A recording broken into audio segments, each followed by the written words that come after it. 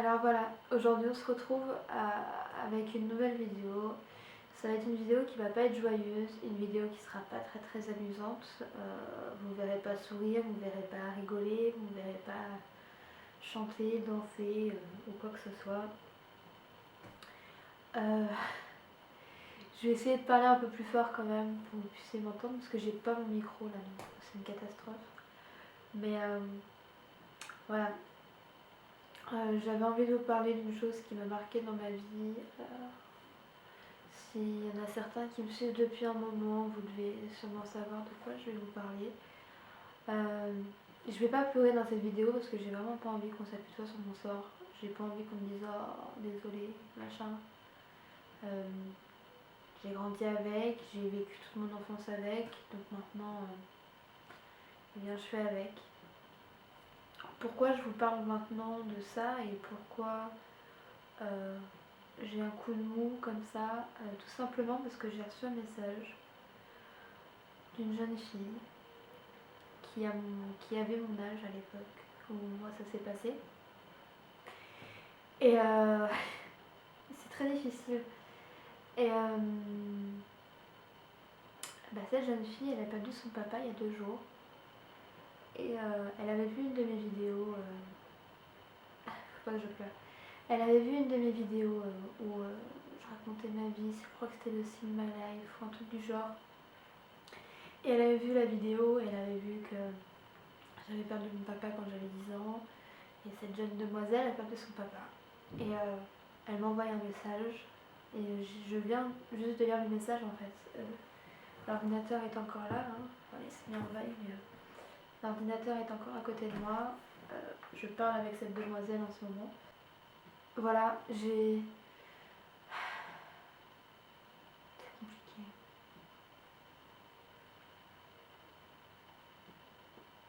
J'avais envie d'aborder avec vous ce point parce que j'avais envie de vous parler, de vous expliquer comment moi j'ai vécu ça, comment moi j'ai grandi avec, comment mes proches ont vécu ça aussi. Alors, je fais pas cette vidéo pour avoir des... Franchement, j'ai vraiment pas envie qu'on s'apitoie sur moi, mais j'avais vraiment envie de vous parler parce que voilà, hein, je suis sur YouTube, je vous raconte ma vie, donc je vous raconte ça aussi.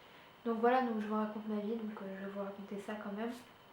Parce que ça a été le truc qui m'a marqué le plus dans ma vie et qui me marque encore et qui me fait du mal encore au jour d'aujourd'hui. Et ça me détruit, ça m'a détruit, ça me détruit encore. C'est compliqué. Et les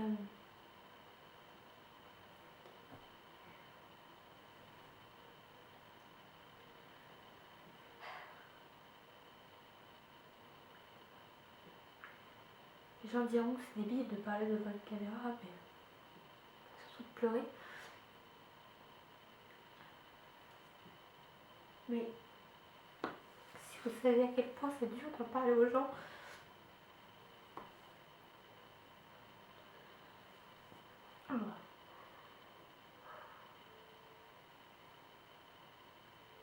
bref, je suis désolée, hein.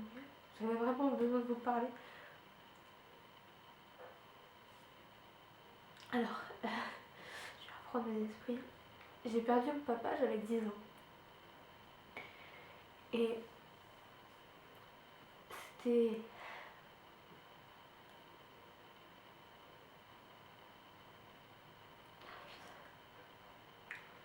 Mon papa, c'était toute ma vie, c'était tout.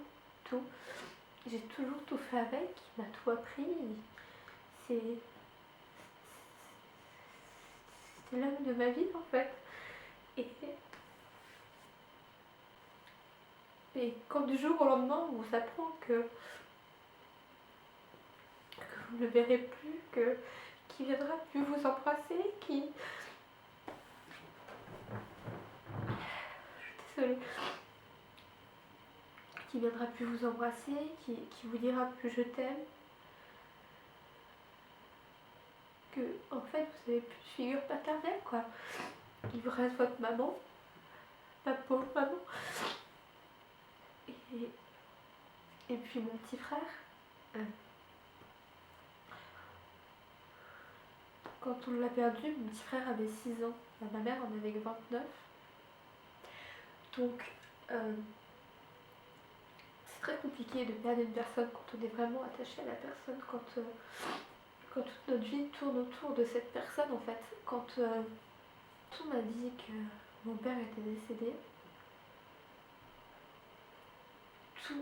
tout autour de moi, tout s'est écroulé. J'ai tout perdu en une fraction de seconde. En l'espace de 2 minutes, j'avais plus rien.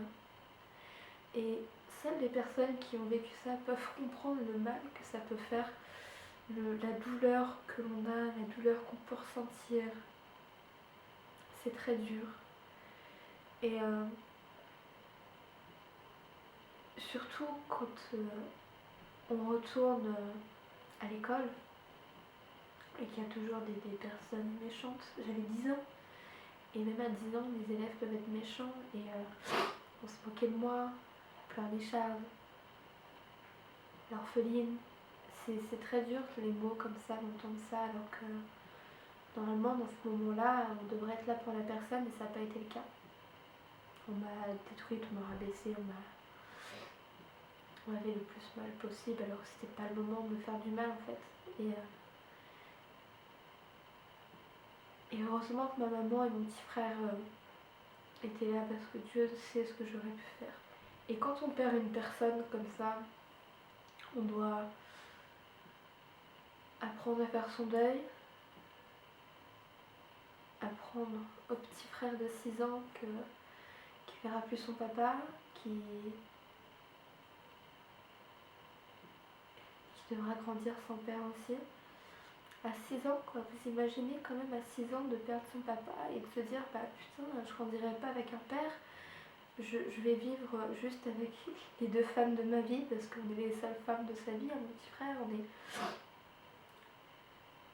Et puis ma maman, il a fallu l'aider à surmonter tout ça. C'est très dur quand on perd son premier amour, le père de ses enfants, c'est très compliqué.